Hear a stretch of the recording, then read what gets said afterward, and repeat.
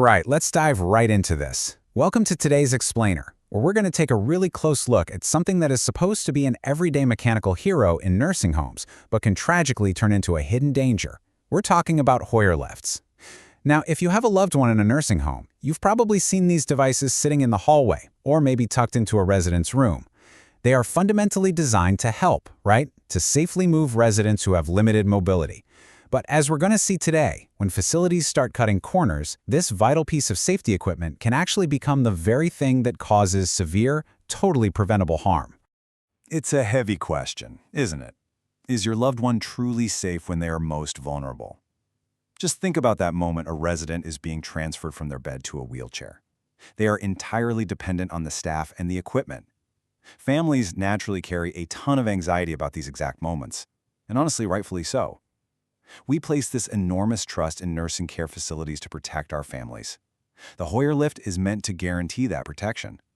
Yet, paradoxically, when safety standards drop, when they're short-staffed, or when maintenance is just ignored, the very machine designed to prevent falls becomes the direct cause of them.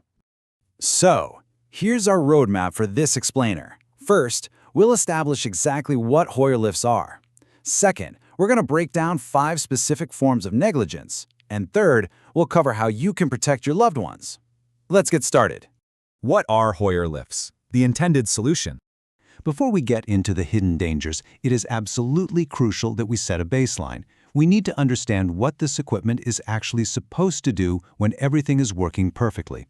So, by definition, a Hoyer lift is a mechanical device that uses a heavy-duty fabric sling. The resident is placed securely into this sling, and then a hydraulic or electric mechanism is used to physically lift and transfer them. We're usually talking about moving someone with very limited mobility, say from a bed to a wheelchair, or maybe a chair to a toilet. And the key word here is safely. The entire mechanical design of this lift exists to take all that physical weight and instability out of the equation so the resident can be shifted smoothly without any risk of dropping. When they're used correctly, the benefits are just huge. First off, it massively reduces physical strain on the caregiver. Moving a human being is incredibly taxing, and without a lift, caregivers risk severe back injuries. Second, it ensures resident safety by providing a stable, highly controlled transfer, which drastically cuts down the risk of falls. And third, it promotes dignity. Being physically hoisted by a person can be uncomfortable and invasive. A proper Hoyer lift transfer maintains a resident's dignity by moving them in a secure, respectful way. That's the ideal scenario. But unfortunately, the ideal is not always the reality. Which brings us to part 2, 5 forms of negligence, or basically system breakdowns. Okay, we're going to pull back the curtain right now on how these intended solutions actually fail. How do systemic issues inside a nursing home turn a vital safety device into a life-threatening risk? Well, the first major failure is inadequate staff training. You could have the most expensive equipment in the world, but if the staff operating it are untrained, it is inherently dangerous. We're talking about missing the absolute basics here, like how to correctly position the resident in the sling so they don't literally slide out, or how to properly operate the hydraulic controls for a smooth movement. But it's also about communication. Proper training requires staff to talk to the resident, keeping them calm and informed during the lift. When facilities just hire staff without verifying they know what they're doing, or they skip the refresher training, they put residents at immediate physical risk. It's almost always a glaring red flag for a much broader culture of inadequate care. Now, check out this stark contrast between what is required and what actually happens. Think about the expectation: regular maintenance and inspections. Just like your car, these are mechanical devices with moving parts. They need routine checks according to the manufacturer's guidelines. But the negligent reality? Skipping those checks just to save time or a few bucks. The expectation is replacing components the second they show wear. The reality is often ignoring known defects. When a facility ignores a hydraulic issue, the mechanism can literally fail midair. That causes a sudden, terrifying drop that can result in fractures, catastrophic head injuries, or worse. The third form of negligence is improper use and overloading. It's the stark difference between proper use and dangerous misuse. Every single lift has a maximum weight limit. Keeping within that capacity for standard transfers, like going from a bed to a chair, is exactly what it's built for. But exceeding that capacity, that puts immense unintended stress on the metal and the hydraulics, Plus, staff sometimes misuse the lift for movements it simply was never designed for, like trying to hoist a resident up off the floor after they've already fallen. Using the machine for the wrong job leads directly to unstable transfers and total mechanical failure. This brings us to the fourth issue, and honestly, this one is incredibly common: insufficient staffing. Picture this: a single, completely overburdened caregiver. The safety protocol clearly states that operating this specific lift safely requires 2 people. But the facility is understaffed. The resident-to-staff ratio is just way too high.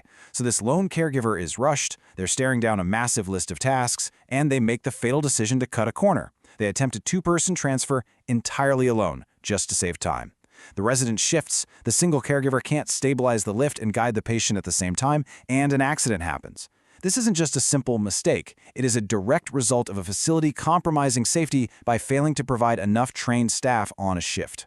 Finally, the 5th form of negligence, using worn or damaged slings. This is maybe the most visually obvious failure if you just know what to look for. That fabric sling carries the entire physical weight of the resident. If a nursing home ignores fraying edges, stretching fabric, or weakened stitching, they're basically playing Russian roulette with a resident's life. Actually, a single frayed edge or a torn strap can slash the entire sling's weight-bearing capacity drastically, sometimes by over 50%. If a compromised sling tears mid-transfer, there is absolutely nothing to catch the resident. They will fall directly to the floor. Ignoring warnings about outdated, visibly worn slings is a profound breach of duty. Section 3. Protecting your loved ones. Moving from observation to action. Okay, I want to slow down here, because this is absolutely crucial. This is where we pivot from the alarming reality of what goes wrong to how you can actively advocate for your family. You have power here, and there is a very clear step-by-step path to protecting your loved one. Step 1, observe and document. When you visit, really look at the equipment. Do you see fraying on the slings? Do transfers look incredibly rushed? Document any unexplained injuries or complaints from your loved one. Step 2, ask questions. Ask the staff and management directly about their Hoyer lift protocols and if they actually do refresher training. Step 3, report your concerns to management, and preferably do it in writing so you have a formal paper trail. Step 4, if the facility brushes you off, escalate it. Contact your state's long-term care ombudsman. They're official advocates who investigate complaints and enforce care standards. And Step 5, if negligence has already led to a serious injury, you might need to consult a nursing home neglect attorney. That's how you hold the facility legally accountable, seek compensation, and ultimately prevent this from happening to anyone else. So I want to leave you with this thought. What is the true cost of nursing home understaffing when safety equipment literally becomes a weapon?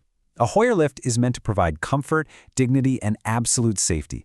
But as we've seen throughout this explainer, when facilities fail to train, fail to maintain, and fail to staff properly, they transform a tool of care into a severe hazard. It just really highlights the critical need for family vigilance.